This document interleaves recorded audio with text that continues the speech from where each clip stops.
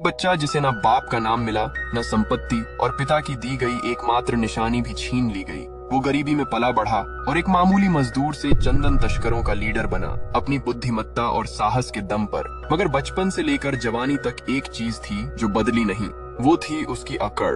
मजदूर हो या राजा, पुष्पा ना कभी झुका और ना कभी झुकेगा। मील में काम करने वाला एक मजदूर पुष्पराज आराम से बैठकर पैर पे पैर रख के चाय पी रहा था। मिल के मालिक को उसका ये एटीट्यूड पसंद नहीं आया। मुनीम ने समझाया तो उसने कहा, पैसे काम करने के दे रहा है या इज्जत देने के? अगर ऐसा है तो मैं काम नहीं करूंगा इधर, और पैसे लेकर चलता बना। केशव को उसकी अकड़ अच्छी लगी और वो भी पीछे हो लिया। अगले दिन सुबह ही पुष्पा के घर लेनदार आ गया और उसकी माँ को पूरे गाँव के सामने सुनाने लगा। पुष्पा का बाप तो था नहीं, तो कर्जा उसे ही चुकाना था, तो भैंस बेचकर सारा हिसाब क्लियर कर दिया। पर पुष्पा का हिसाब अभी बाकी था। कल जो इतने लोगों के सामने जलील किया, अब सबको जा जाके बताना पड़ रहा था कि पैसे मिल गए। बस स्टैंड पर मजदूरों को लेने दो वाहन आए, एक 100 रुपए वाला, दूसरा 1000 वाला। क्योंकि दूसरा काम गैर कानूनी है, पुष्पा बोला। मैं कौन सा कानून का अपना हूँ? और केशव भी उसके साथ चला गया। आगे से मजदूरों को एक बस में भरकर दूर जंगल ले जाया गया। पर इतनी लुक्का छुपी क्यों, और उस घने जंगल के बीच ऐसा कौन सा काम था? यही सोचते हुए वे आगे बढ़ रहे थे। फिर पूजा पाठ कर नारियल फोड़ने के बाद सारे मजदूर लग गए काम पे,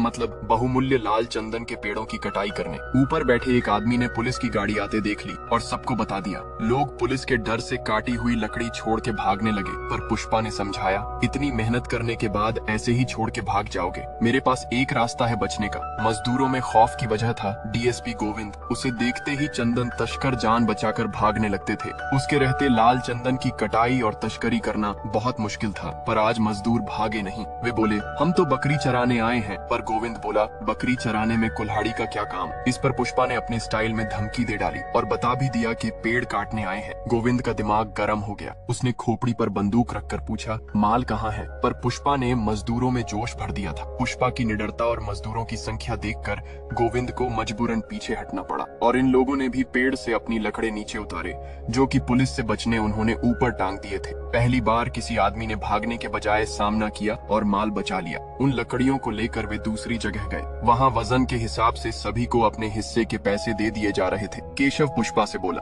भाऊ मुझे अपने साथ रख लो ना, मुझे पता है आप अमीर बनने वाले हो, तो थोड़े पैसे मैं भी कमाकर अपने गांव चला जाऊंगा। पुष्पा बोला, तेरे लिए मैं अमीर बनूं? जा मेरी दिहाड़ी के पैसे लेके आ। केशव उसके पैसे लेने गया तो वो बहस करने लगा, और तभी गोविंद वहाँ पूरी पलटन लेकर आ गया। पर पुष्पा ने डरने के बजाय पत्थर उठाकर दे मारा, और उसके देखा देखी सभी ने पत्थर फेंकने चालू कर दिए। पर इस बार पुलिस वालों की कमी नहीं थी। उन्होंने धड़ाधड़ गोलियां बरसाना चालू कर दिया और सब भागने लगे। पर पुष्पा ने अपनी जान बचाने की जगह लकड़े को ट्रक में धरा और चंदन से भरा ट्रक लेकर फरार हो गया। पुलिस ने उसका पीछा किया, पर थोड़ी दूर जाते ही वो पैदल आते मिला और खुद ही जीप में बैठ गया। थाने ले जाकर उसकी खूब तुड़ाई की। मारते मारते पुलिस वाले थक गए, पर पुष्पा ने मुंह नहीं खोला, न माल का ठिकाना बताया और न मालिक का नाम। पुष्पा बोला, मैं ही हूँ मालिक। गोविंद और गुस्सा आ गया। फिर एक दूसरा पुलिस वाला आया, उसने नाम पूछा तो पुष्पा ने बता दिया, पर सरनेम और बाप का नाम पूछा तो उसे सांप सूंघ गया। इसके पीछे की कहानी कुछ बहुत दुख भरी है। जब छोटा पुष्पा स्कूल में दाखिला लेने गया था तो वहाँ उसने अपने पिता का नाम वेंकट रमन मूललेटी बताया। तभी वेंकट रमन के लेगा उसने पुष्पा को पास बुलाया और कहा, तेरा नाम सिर्फ पुष्पा राज है। और तब से उसने अपना एक कंधा जो टेढ़ा किया, आज तक वैसा ही है। इतनी मार खाने के बाद भी वो झुका नहीं। जो माल उसने छुपाया है उसका मालिक है कोंडा रेड्डी। कोंडा का सबसे छोटा भाई एक नंबर का अय्याश और नशेड़ी है। वही मंझला वाला सबसे समझदार है और वही कोंडा का सारा व्यापार हैंडल करता है। वही बात करें कोंडा रेड्डी की तो शक्ल से ही गुंडा लगने वाला असल में और भी बड़ा गुंडा है। एक गैंग वार में इस डेढ़ दिमाग ने सामने वाले की गाड़ी पर खड़े होकर ही बम फोड़ डाला और अपना एक हाथ गवा दिया। कोंडा के भाई पुष्पा से माल का पता पूछने आए, तब पुष्पा ने 5 लाख रुपए मांगे। जॉली ने तो उसे औकात में रहने कहा, पर जक्का को वो काम का आदमी लगा। पुष्पा ने पहले अपनी जमानत करवाई, फिर वो उन्हें उस जगह लेकर आया। सामने सिर्फ खाली मैदान था और एक कुआं, पर लकड़ी किधर है? तो पुलिस से भागते समय पुष्पा ने ट्रक सीधे कुएं में कूदा दिया था। उसे बाहर निकालने के बाद उन्होंने 5 लाख रुपए दे दिए। पर वापस जाते टाइम जॉली ने पुष्पा को गाड़ी में बैठने से मना कर दिया और 20 का नोट फेंक कर कहा, ऑटो से आजा। पुष्पा को उसकी बात दिल पर लग गई। उसने केशव से पूछा, ये गाड़ी कितने की आती है? केशव ने बताया 5 लाख। तो बोला, जा खरीद के लेके आ। केशव ने समझाया, पर पुष्पा की इज्जत का सवाल था। जाएगा तो गाड़ी में ही। और फिर एक लाल रंग की नई वैन लेकर वो अपने माँ के पास गया। माँ इतनी तरक्की देखकर हैरान थी। उसे गाड़ी में बिठाकर पुष्पा अपने सौतेले भाइयों के घर के सामने गया और वैन गोल गोल घुमाकर बताने लगा। बाकी परिवार वाले तो खुश थे, पर उसका सौतेला भाई तो उसे भाई मानने को ही तैयार नहीं था। अगले दिन कोंडा के आने पे फिर सम्मान में खड़ा होना उसे मंजूर नहीं। कोंडा अपने निकम्मे आदमियों को पीट रहा था। पुष्पा बोला, गोविंद को दोष देने से अच्छा है अपना तरीका बदलो। जक्का ने कोंडा से उसका परिचय करवाया। पुष्पा ने कहा, मेरे पास एक तरीका है। जॉली बोला, ये कल का दिहाड़ी मजदूर अब हमें सिखाएगा। पर कोंडा ने उसका आइडिया सुनना चाहा तो उसने अकेले में बताया। तो आइडिया कुछ इस तरह था कि दूध ले जाने वाले टैंकर को आधा काट कर उसमें माल छुपाना होगा और ऊपर से पतरा लगाकर वेल्डिंग करने के बाद बाकी का हिस्सा जोड़ना होगा। फिर ऊपरी हिस्से में दूध भर कर ले जाने के लिए तैयार। पुष्पा टैंकर लेकर चेक पोस्ट पर पहुंचा तो गोविंद ने फिर रोक लिया, पर ऊपर तो दूध था। पुष्पा ने बताया, मार खाने के बाद मैं सुधर गया और दूध बेचना चालू कर दिया। ऐसे उसने सफलतापूर्वक माल ठिकाने पहुंचा दिया और कोंडा रेड्डी का विश्वास जीत लिया। कोंडा ने जक्का से कहा, रख ले अपने साथ काम पे। 1 करोड़ का माल पहुंचाने के बदले 5 लाख रुपए मिलेंगे। पर पुष्पा बोला, मुझे 5 लाख नहीं चाहिए, बस माल में से 4% की हिस्सेदारी। कोंडा बोला, ये तो गधा निकला, पर 5 के बजाय 4 लेने के पीछे पुष्टि थी। पुष्पा ने पूछा, है कौन ये सटकेली? तो दूध वाला बोला, ये मेरी ही बेटी है। फिर जब उसने श्रीवल्ली का चेहरा देखा तो उस पर फिदा हो गया। फिर तो आते जाते बस उसे ही देखते रहता और खुशी से पागलों की तरह डांस करता। वो दिन भर उसके सामने खड़ा रहता, पर श्रीवल्ली कभी उसे देखती तक नहीं। बेचारा बार बार केशव से पूछता कि उसने मेरे को देखा कि नहीं, पर जवाब ना ही होता। एक बार तो पुष्पा ने उससे कहा, जब मैं पूछूं तो तू झूठ बोल देना, इससे मुझे थोड़ी तसल्ली मिलेगी। केशव ने वैसा ही किया, पर पुष्पा के पूछने पर कि तू झूठ बोल रहा है ना, तो उसने सच बोल दिया। पुष्पा फिर भड़क गया। उसकी इस छटपटाहट को देखकर केशव ने कुछ करने का सोचा।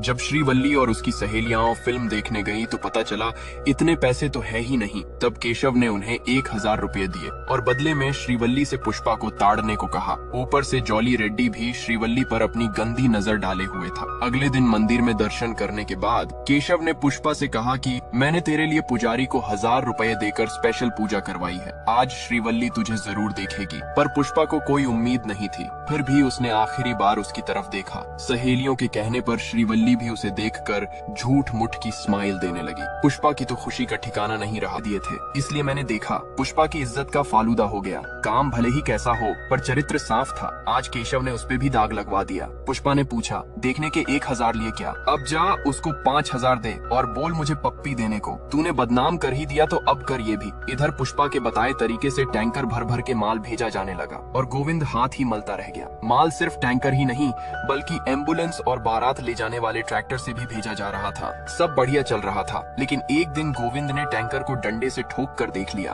आवाज से पता चल गया ऊपर दूध और नीचे कुछ और है। टैंकर ले जाने वाले 2 लोगों में एक श्रीवल्ली का बाप भी था। पुलिस ने उन्हें बहुत पीटा। उन्होंने कहा, हमें तो पुष्पा ने काम से लगाया था। तो गोविंद ने उन्हें एक ऑफर दिया। दरअसल मंगल सीनू का लगभग 200 करोड़ का माल चेन्नई जाना था, पर अभी तक गया नहीं। संभवतः वो रेड्डी के अड्डे पे छुपाएगा, तो तुम्हें बस उस लोकेशन की खबर देनी है और बदले में 50 लाख का इनाम दूंगा। गोविंद का अंदाजा सही था। मंगल शिनू अपना सारा माल ले कोंडा रेड्डी के गुप्त गोदाम पर आया था। साथ में अपनी पत्नी, उसका भाई और कुछ आदमी लेकर। उसे अपने एक साथी ने धोखा दिया था। इसकी वजह से पुलिस को पता लगने के डर से सारी लकड़ी यहाँ ले आया। मंगल शिनू चंदन तस्करों के सिंडिकेट का प्रमुख था। रेड्डी की तरह लकड़ी काटने वाले कई थे, पर उस लकड़ी को 15 चेक पोस्ट से पार करवाकर चेन्नई पोर्ट पहुंचाना उसका काम था। करोड़ों का माल अय्याश जॉली के जिम्मे छोड़ना सही नहीं था। तब कोंडा ने उसे पुष्पा से मिलवाया और शिनू ने पहली ही झलक में उससे इम्प्रेस्ड होकर जिम्मेदारी सौंप दी और चला गया। और जिसने उसे धोखा दिया था उसे वो वहीं जिंदा गाड़ कर गया था। फिर कोंडा ने गोली मारकर उसका खेल खत्म किया। पुष्पा तैयार बैठा था पप्पी लेने,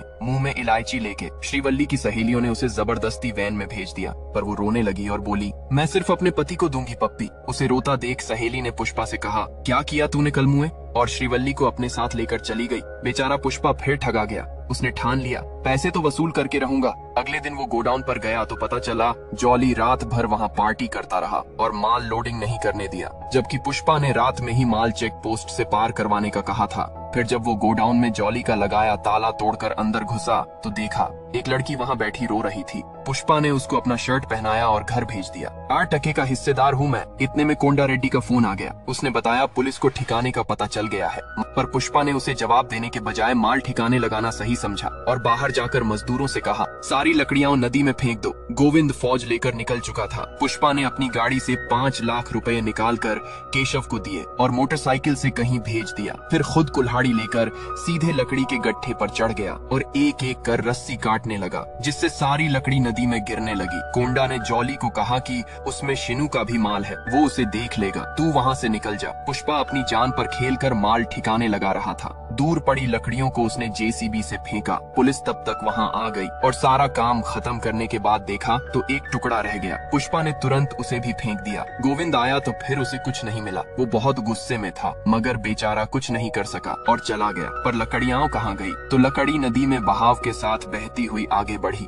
और डैम के पास पहुँच गई। तब तक केशव भी वहाँ पैसे लेकर पहुँच गया था। उसने 5 लाख रुपए देकर डैम के गेट बंद करवा दिए, जिससे सारा माल वहीं अटक कर बहने से बच गया। और फिर मंगल शिनू ने एक पार्टी आयोजित की, जिसमें चंदन तस्करों के अलावा मंत्री संतरी भी मौजूद थे। पुष्पा अपने कारनामे की वजह से सबका हीरो बन गया था। पार्टी में सिर्फ नाच गाना और खाना ही नहीं, बल्कि सभी को पेमेंट भी दी जा रही थी। पुष्पा जब मुतने गया तो उसने 2 आदमियों से सुना कि शिनू 1 टन लकड़ी 2 करोड़ में बेच के बाकियों को सिर्फ 25 लाख दे रहा है। पुष्पा ने ये बात जाकर कोंडा रेड्डी को समझाई, पर वे दोनों भाई शिनू की पावर जानते थे, इसलिए बगावत नहीं कर सकते थे। पुष्पा बोला, सारा रिस्क अपन लेते हैं और पैसे इतने कम क्यों? तो कोंडा ने पुष्पा से कहा, तू जाके रेट बढ़ाने की बात कर, अगर मान लिया तो आधा हिस्सा तेरा, नहीं तो तू कौन और मैं कौन? पुष्पा बोला, फिर रहने दो। रिश्ता लेकर अपनी माँ के साथ श्रीवल्ली के घर पहुँच गया। इतना आदर सत्कार देखकर वे आश्चर्यचकित थे। तो केशव ने सच बताया। माँ को चिंता होने लगी, पर पुष्पा ने कहा, यही तो सच है। तभी श्रीवल्ली बाहर आई। देखकर लग रहा था उसे बिल्कुल भी पसंद नहीं है, पर पुष्पा फिर भी बेशर्मों की तरह उसे चिढ़ा रहा था। फिर रस्म चल ही रही थी कि तभी पुष्पा का सौतेला भाई यानी वेंकट की वैध संतान वहाँ आ गया। पुष्पा और उसकी माँ टेंशन में आ गए। वो बोला, रिश्ता पक्का करने से पहले ये तो पता कर लेते इसका कोई खानदान है भी कि नहीं। उसने कागज दिखाए जिसमें पुष्पा के बाप का नाम कहीं नहीं था। पुष्पा और उसकी माँ हर बार की तरह चुपचाप अपमान सहन कर रहे थे। फिर जब उसने अपनी हद पार करते हुए कहा कि माना पिताजी के इस औरत के साथ संबंध थे, पर ये उन्हीं का बेटा है, इसका क्या सबूत है? ये सुन पुष्पा का खून खौल गया और वो मारने के लिए कूद पड़ा। लोगों ने उन दोनों को पकड़कर रोकना चाहा और तभी गलती से पुष्पा की माँ को लग गई और वो नीचे गिरकर बेहोश हो गई। पुष्पा ये देखकर चीख पड़ा। वो उसे उठाकर हॉस्पिटल ले जाने लगा। श्रीवल्ली भी इस सबसे दुखी थी। पुष्पा को याद आ रहा था कि कैसे जब उसके पिता की मृत्यु हुई थी तब उसे और उसकी माँ को पिता के अंतिम दर्शन भी नहीं करने दिए गए थे। माँ रोती रही कि सिर्फ एक बार मिल लेने दो। अंतिम यात्रा में दूर से अपने मृत पिता को देख छोटा पुष्पा रो रहा था। यहाँ तक कि मुंडन कार्यक्रम में जब सारे लोग मुंडन करवा रहे थे, तब पुष्पा की माँ दूसरी तरफ खुद ही उसका मुंडन कर रही थी। हॉस्पिटल में माँ ने रोते हुए बताया कि तेरे पिता ने प्यार और समाज में इज्जत में से एक चीज चुनने को कहा था और मैंने प्यार चुनकर बहुत बड़ी गलती कर दी। पुष्पा ने कहा, बस भी कर अब। रोना तो उसे भी आ रहा था। बाहर जाकर केशव को बताया कि जब ये सब हुआ तब मैं सिर्फ 5 साल का था। हमें घर से निकाल दिया गया था। और तो और मेरे बापू ने मुझे एक सोने का लॉकेट दिया था, वो भी छीन लिया मुझसे। लेकिन अब मुझसे कोई कुछ नहीं छीन सकता, चाहे वो रेड्डी हो या शिनू। मैं झुकेगा नहीं साला। शिनू एक तस्कर को अपने साले मोगलिश से पिटवा रहा था क्योंकि उसने भाव बढ़ाने की मांग कर दी थी। तभी पुष्पा भी वहाँ आ गया। शिनू को मंत्री ने कहा, उसका भाई आया है, छोड़ दे उसे। पर शिनू ने झूठ कहा कि उसे तो मैंने 5 मिनट पहले ही मार दिया, अब कुछ नहीं हो सकता, और उसके बाद मोगलिश से सच में मरवा दिया। पुष्पा भी ये सब देख रहा था। शिनू बोला कि मैं 15 चेक पोस्ट से पार करवाता हूँ माल, कोई आसान काम है क्या? तो पुष्पा ने कहा, सही है, मुझे भी 15 पोस्ट से पार करवाने में बहुत मेहनत लगी, पर चेन्नई पहुँचा दिया माल। शिनू ने बोला, तुझे किसने कहा था ये करने? इसकी हालत देखी नहीं मैंने कैसे मारा? पर पुष्पा कहाँ डरने वाला था। उसने कहा, इसे देख के ही मैंने भाव और बढ़ा दिया, अब 1 करोड़ दो, नहीं तो मैं सीधे चेन्नई भेजूंगा माल, और चला गया। शिनू उसका एटीट्यूड देख सन्न रह गया। मोगलिश ने कहा, डर कर भाग गया होगा, लेकिन वो फिर आया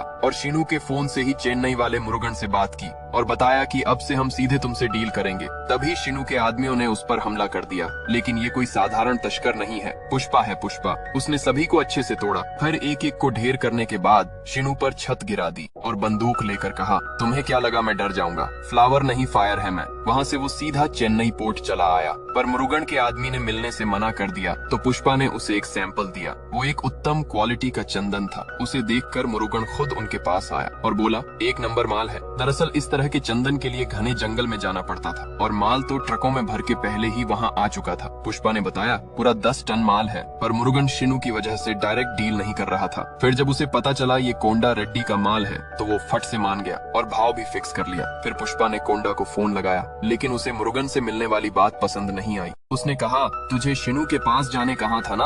और जक्का रेड्डी भी बोलने लगा कि तू तो अपनी मनमानी करने लगा, लेकिन जब पता चला कि मुरुगन 1 टन के 1.5 करोड़ रुपए देगा तो कोंडा ने रिस्क लेते हुए डील फाइनल कर दी। तब पुष्पा ने पार्टी में हुई आधे हिस्से वाली बात याद दिलाई। इधर जॉली रेड्डी ने दोनों गद्दारों को पकड़ लिया था, जिसमें से एक को उसने मार दिया और दूसरा बचा श्रीवल्ली का बाप। वो कहने लगा मैंने मजबूरी में किया, मुझे अपनी बेटी की शादी करवानी है और गोविंद ने पैसों का लालच दिया था। जॉली को पता चला कि उसकी बेटी वही लड़की है जिसे उसने थिएटर में देखा था और उसने श्रीवल्ली को घर बुला लिया। वो अपने बाप को ढूंढती हुई अंदर जाने लगी। तभी जॉली ने उसे पकड़ लिया और बदतमीजी करने लगा। जॉली ने उसे एक साड़ी और साबुन देकर कहा कि रात को नहा धोकर ये साड़ी पहनकर आ जाना और सुबह अपने बाप को साथ ले जाना। श्रीवल्ली को अपने पिता के लिए उसने जैसा बोला वैसा करना पड़ा और अच्छे से तैयार होने के बाद वो गाड़ी लेकर घर से निकल गई। जॉली बेसब्री से उसका इंतजार कर रहा था, मगर वो उसके घर के बजाय पुष्पा के घर चली गई। पुष्पा उस दिन वाली घटना से थोड़ा नाराज था। उसने पूछा अब क्यों आई हो, तो श्रीवल्ली ने सारी बात बताई और साथ ही ये भी की मैं हमेशा से तुमसे ही प्यार करती थी, पर तुम पलटकर वापस भी नहीं आए। पुष्पा बोला कि तो अब तुम क्या चाहती हो, मैं जॉली रेड्डी से पंगा लूं? लेकिन श्रीवल्ली रोते हुए बोली मैं सिर्फ तुम्हारी होना चाहती हूँ, और उससे चिपक गई। पुष्पा भी भावुक हो गया और बोला मैं किसी को भी तुझे हाथ नहीं लगाने दूंगा। फिर उसे लेकर जॉली रेड्डी के पास पहुंचा। जॉली बोला 4 टके के लिए तू लड़की भी लाने लगा, पर उसका काल वहाँ आया था। पुष्पा ने फोड़ना चालू कर दिया। वो उसे मार भी रहा था और साथ ही श्रीवल्ली को भी पकड़े हुए था। मार खा खा के जॉली का दिमाग गर्म हो गया और उसने बंदूक निकाल ली। वे दोनों गोली से बाल बाल बचे। फिर पुष्पा ने श्रीवल्ली को छोड़ थोड़ा गंभीर होकर लड़ाई चालू की और जॉली को जीते जी नरक दिखा दिया। दूसरी तरफ केशव ने उसके बाप को छुड़वा लिया। पुष्पा ने जॉली को पूरी तरह से तोड़ मरोड़ के पटक दिया। केशव ने कहा अगर इसने कोंडा को बता दिया तो। पुष्पा उसे चिढ़ाते हुए कहने लगा कि कैसे बताएगा भैया को कि पुष्पा भाई ने मुझे बहुत मारा, और बेफिक्र होकर वहाँ से जाने लगा। तो जॉली बोला मैं अपने भाई को नहीं बताऊंगा, ये तेरी और मेरी लड़ाई है। पुष्पा को उसका एटीट्यूड पसंद आया। फिर वो श्रीवल्ली को लेकर उसके घर आ गया। बेटी को घर लाने की वजह से श्रीवल्ली की माँ ने उसे टिफिन दिया। कोंडा अपने भाई को मिलने हॉस्पिटल आया। बहुत पूछने पर भी जॉली ने कुछ नहीं बताया। तब कोंडा ने उसके दोस्त से जबरदस्ती जानना चाहा। केशव को चिंता हो रही थी कि अगर कोंडा रेड्डी को पता लग गया तो हमारा क्या होगा। पुष्पा बोला बताएगा कौन। तभी कोंडा वहाँ आ गया। उसने बोला कल तिरुपति जाके पैसे लाने हैं, हवाला का नोट तेरे पास है ना। जाते जाते उसने चोट के बारे में पूछा तो उन्होंने बहाना बना दिया। अब केशव को और ज्यादा डर लगने लगा कि कहीं कोंडा ने सब सुन तो नहीं लिया। श्रीवल्ली को बचाने के बाद उन दोनों का रिश्ता और गहरा होने लगा। वे दोनों छुप छुप कर मिलने लगे। वहाँ से वो कोंडा के साथ पैसे लेने गया। आधा फटा नोट देने के बाद दुकानदार ने भी आधा नोट निकाल कर मिलाया और पैसे दे दिए। फिर पुष्पा ने श्रीवल्ली के लिए एक सोने की चैन ली। कोंडा ये सब देख रहा था। आते टाइम उसने गोडाउन की तरफ चलने कहा। इधर केशव को नौकरानी से पता चल गया कि कल मैंने और कोंडा रेड्डी ने सारी बातें सुन ली थी। तो केशव ने तुरंत पेजर पे मैसेज भेजा, लेकिन तब तक देर हो चुकी थी। उसकी कब्र खुद चुकी थी। उन लोगों ने पुष्पा के मुंह पर कपड़ा बांधकर पहले तो बहुत मारा। फिर कोंडा बोला तुझे अपना पार्टनर बनाया, फिर भी मेरे भाई को मारा, इसके पास से हवाला का नोट निकालो। पुष्पा हंसने लगा, क्योंकि वो समझ गया था ये सब भाई के लिए नहीं, बल्कि वो 50% का हिस्सेदार बन गया था, इसलिए रास्ते से हटा रहे हैं। कोंडा बोला लिटा दो इसे कब्र में, और फिर बंदूक से उस पर निशाना लगाने ही वाला था कि तभी एक गोली सीधे कोंडा की खोपड़ी में छेद कर गई। गोली चलाई थी मोगलिश ने। शिनू ने अपनी सेना भेज दी थी उन सबको मारने, और फिर दोनों तरफ से गोलीबारी चालू हो गई। जो कोंडा पुष्पा को कब्र में लिटा रहा था वो खुद ही उसमें लेट गया। पुष्पा ने लड़ाई का फायदा उठाया और वहाँ से भागने लगा। एक आदमी पैसे उठाकर ले जा रहा था। पुष्पा हाथ और मुंह बंधा होने के बावजूद पूरा जोर लगा रहा था। कुछ दिखाई न देने की वजह से वो पेड़ों से टकरा रहा था। और फिर शिनू के लोग उसके सामने आ गए, पर वो भी उसे मार नहीं सके, और कैसे न कैसे खुद को बचाते हुए उसने सभी को खत्म कर दिया। वो अभी भी पैसों का बैग लेकर भाग रहा था। पुष्पा उसका पीछे करते हुए एक लकड़े के नीचे से निकला और चेहरे से कपड़ा हटा लिया। फिर बंदूक उठा ली और एक से बोला चाकू उठाकर रस्सी काट। तब तक वो बैग वाला भी उसे मारने आने लगा, और जैसे ही उसने पास आकर वार किया पुष्पा ने ठोक दिया। केशव भी बाइक लेकर आ गया था। इधर मोगलिश सबको खत्म करने में लगा था और उन्होंने जक्का को भी पकड़ लिया। शिनू ने पुष्पा का पूछा तो मोगलिश ने कहा उसे भी मार दिया होगा आदमियों ने, पर पुष्पा अभी जिंदा था। वो बाइक लेकर आया और चढ़ा दी ऊपर। फिर वही सब मारा मारी। इस सब से जक्का रेड्डी हैरान था। पुष्पा बोला कि पार्टनर है तू अपना। और फिर सबको ठिकाने लगाने के बाद मोगलिश को पकड़ लिया, पर मोगलिश को अपने जीजा के पावर पर पूरा भरोसा था। शिनू का फोन आया। वो बोला मेरे साले को छोड़ दे और आधे हिस्से का भागीदार बन जा। पर पुष्पा ने उसी की भाषा में जवाब दिया। उसने कहा तेरे साले को तो मैं 5 मिनट पहले ही मार दिया, और फिर मोगलिश के कुछ बोलने से पहले ही सच में मार दिया। पुष्पा ने कहा उस दिन समझाने के बाद भी तूने ये सब किया। मैं इधर मजदूरी करने नहीं, राज करने आया हूँ। यहीं से पुष्पा का राज मानो चालू हो गया। कोंडा और मोगलिश दोनों की लाश साथ जा रही थी। अंतिम संस्कार की तैयारी चल रही थी। मंत्री भी आया था।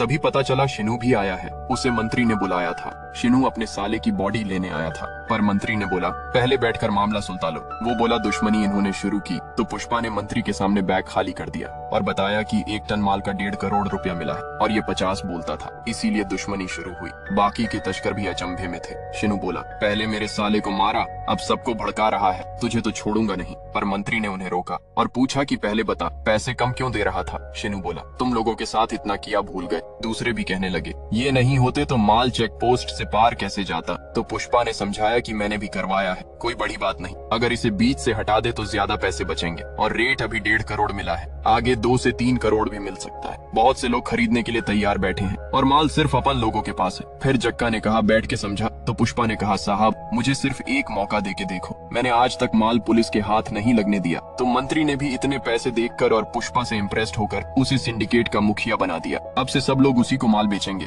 शिनू के तो पैरों के नीचे से जमीन ही खिसक गई। उसने कहा मुझे मेरे साले की बॉडी तो दे दो। केशव ने बताया तू जिस पे बैठा है उसी में रखी है बॉडी, उठ उस पे से और जा ले जा। फिर अगले दिन मंदिर में धूमधाम से पुष्पा को सिंडिकेट की कमान सौंपी गई और शिनू की बीवी उसके ऊपर दिया और तू आराम से सो रहा है। और मोगलिश की तरह ब्लेड से शिनू का गला काट दिया। शिनू ने जल्दी से उसे हटाया और लोग उसे हॉस्पिटल लेके गए। वहीं पुष्पा अपना जलवा दिखा रहा था। उसकी श्रीवल्ली के साथ शादी भी तय हो गई। शादी का कार्ड देने वो अपने पिता के घर भी गए, पर अंदर जाने की अनुमति नहीं थी। पुष्पा की माँ ने बाहर ही कार्ड रख दिया और भावुक होकर बिना कुछ बोले ही चली गई। पुष्पा का सौतेला भाई कार्ड फाड़ कर बोला उसकी शादी कभी नहीं हो सकती। वहीं गोविंद ने अपनी नाकामयाबी की वजह से इस्तीफा दे दिया और चला गया। उसकी जगह दूसरा ऑफिसर भंवर सिंह शेखावत आया, लेकिन ये गोविंद की तरह सीधा नहीं बल्कि बहुत टेढ़ा था। जब गांजा बेचने वालों को पकड़ा तो पहले खुद माल फूंका, फिर उन्हें अपने साथ ले जाते वक्त जब उसने सोने के लिए अपनी सीट नीचे करनी चाहिए तो पीछे बैठे लोगों की वजह से हो नहीं पाई।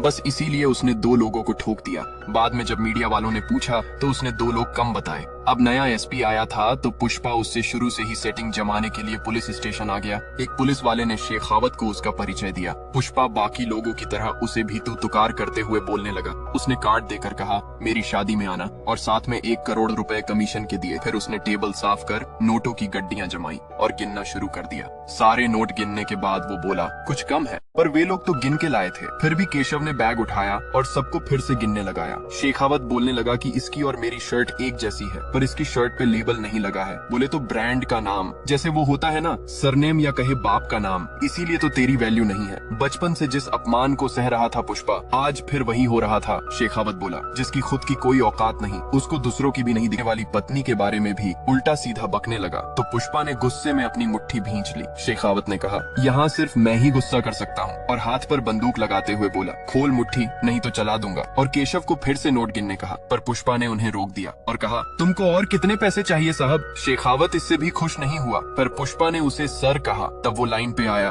बस इज्जत की कमी थी। शादी में आना की जगह मेरी शादी में पधारिए सर बोलना था। खोल दो इसकी हथकड़ी और पैसे आने दो। केशव को भी समझाया आगे से सर बोलना, और कितने पैसे कौन रखेगा ये भी मैं ही बताऊंगा। जाते जाते उसने एक गड्डी पुष्पा की तरफ फेंकी और कहा इससे कपड़े खरीद लेना ब्रांडेड। अपनी इतनी बेइज्जती होने के बाद पुष्पा को उसे फोड़ देना चाहिए था, लेकिन ताज्जुब की बात थी कि उसके बाद से वो जी हुजूरी करने लगा। हर काम उससे पूछ के करता और गिफ्ट का लेन देन भी होने लगा। पुष्पा आज तक किसी के आगे झुका नहीं, पर शेखावत में पता नहीं ऐसा क्या देखा। और तो और उसकी शादी की सारी तैयारी हो गई, लेकिन वो शेखावत के साथ जंगल में पार्टी कर रहा था। लोग उसका इंतजार कर रहे थे, मगर इस सब के पीछे क्या वजह थी आखिर। शेखावत ने भी वही पूछा तेरी शादी हो रही है और तू यहाँ मेरे साथ दारू पी रहा है। पुष्पा बोला, शादी से याद आया उस दिन आप मेरी पत्नी को बीच में ले आए थे। शेखावत ने कहा, छोड़ना। पर पुष्पा फिर बोला, पत्नी को छोड़ो, आपने मेरी माँ को गाली दी। आपको पता था मेरा कोई सरनेम नहीं, बचपन से अपने लिए नाजायज शब्द सुनते आ रहा हूँ और तुमने भी वही किया। शेखावत बोला, सब भूलकर पार्टी का मजा ले। पुष्पा ने कहा,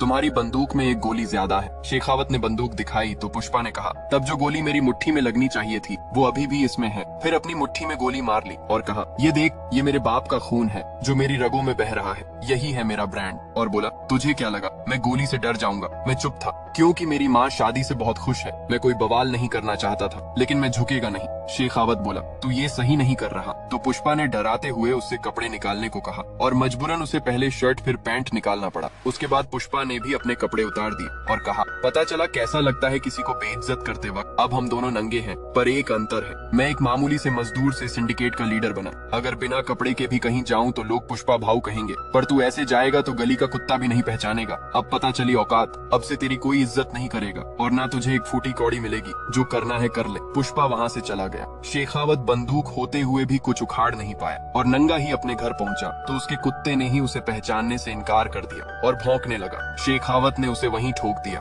फिर नोटों का बैग बुलाया और सारे पैसों पर दारू डालकर आग लगा दी। अपनी ऐसी भयंकर बेइज्जती से वो पगला गया था। इधर पुष्पा भी बिना कपड़ों के शादी में गया। लोगों ने उसे कपड़े दिए और शादी चालू हो गई। श्रीवल्ली ने पूछा, कुछ हुआ क्या? तो पुष्पा ने बताया, बहुत कुछ, मगर पुष्पा कभी झुकेगा नहीं।